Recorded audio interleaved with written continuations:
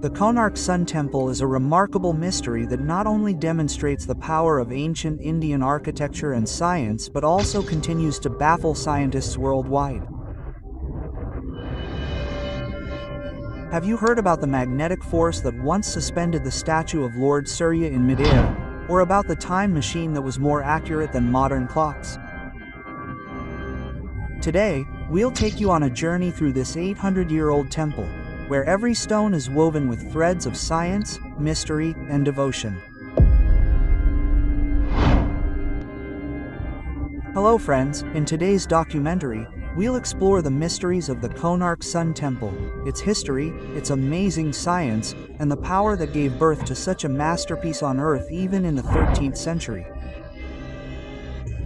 We'll tell you how this temple was built, who used miraculous calculations and astronomical mathematics in its construction, and why this temple is not only a religious site but also a living testament to ancient Indian engineering. But before that, I have a small request.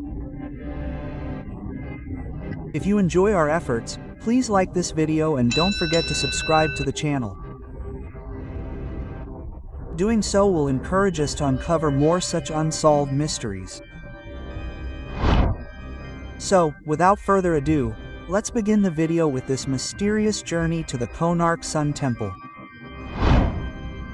Konark Sun Temple. Located on the banks of the Chandrabhaga River, about 35 kilometers from Puri district in Odisha, the Konark Sun Temple is not only a center of religious faith but also a remarkable example of India's ancient scientific achievements in architecture. This temple is dedicated to Lord Surya and is designed in the form of his massive chariot, drawn by 7 horses and 24 wheels. To call it simply a temple would be an understatement. This is a scientific temple that holds the secrets of time, direction, and energy. Konark begins with a legend dating back to the Mahabharata period.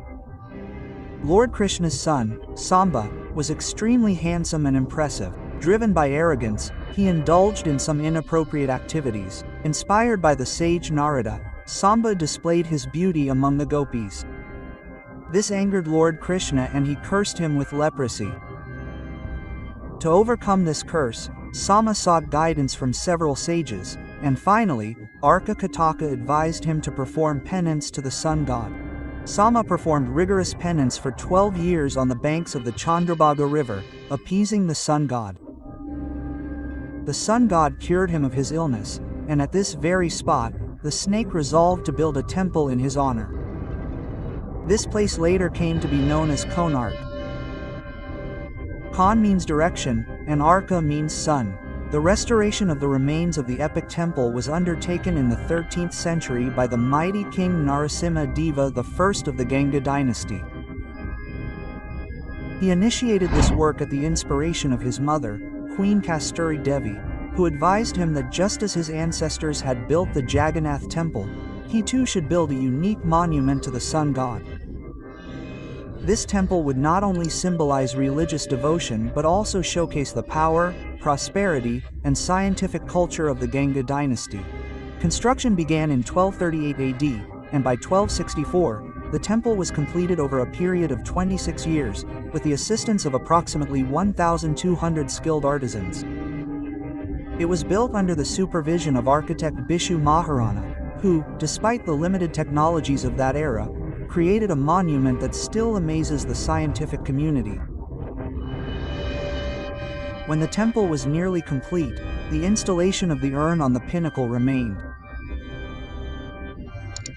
Repeated failures in this task led to the king ordering the execution of all the craftsmen if the urn was not installed before sunrise.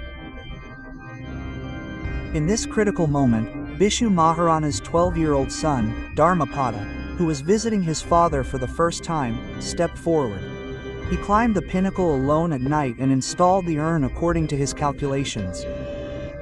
However, after completing this task, he feared that if the king learned that a child had performed this task, the other artisans would be deemed unfit and punished.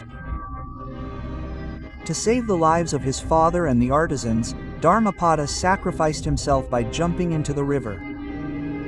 In 1903, When British ruler J. Berdal visited the temple to inspect it, he discovered that the Sanctum Sanctorum had become unstable.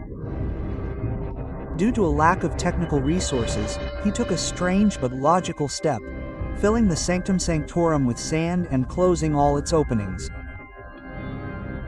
He believed that the sand would support the internal structure and save it. This decision remains controversial even today. However, the Sanctum Sanctorum remains closed to this day. The Konark Sun Temple's design is based on a deep study of astronomy and architecture. It is designed so that the first rays of the sun fall directly on the sun image in the Sanctum Sanctorum. The temple is constructed of granite and sandstone, held together by iron plates, which we now call the iron lock system. A massive 52-ton magnet sat atop the temple, which, due to magnetic force, made the 8-metal sun image in the Sanctum Sanctorum appear to be stable in mid-air.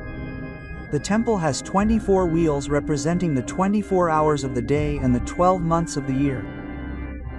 Each wheel has 8 spokes, and the time difference between each spoke is 3 hours.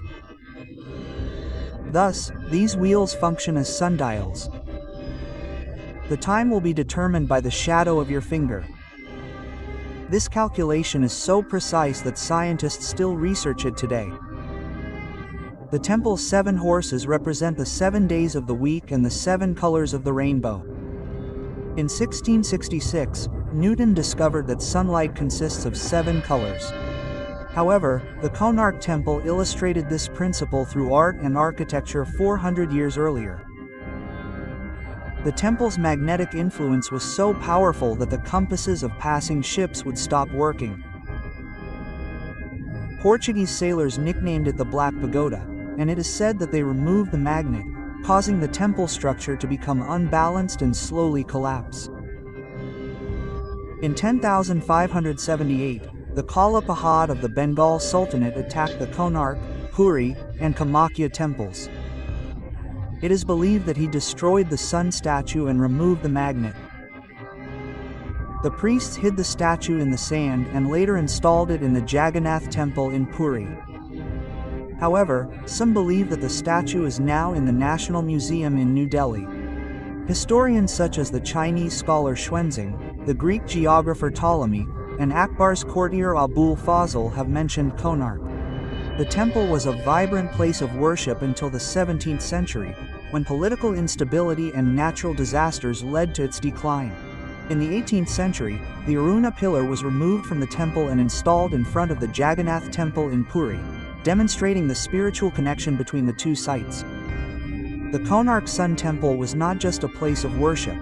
It was a vast center of knowledge, a place where astronomy, mathematics, science, art, religion, and culture met. This temple was an ancient living university.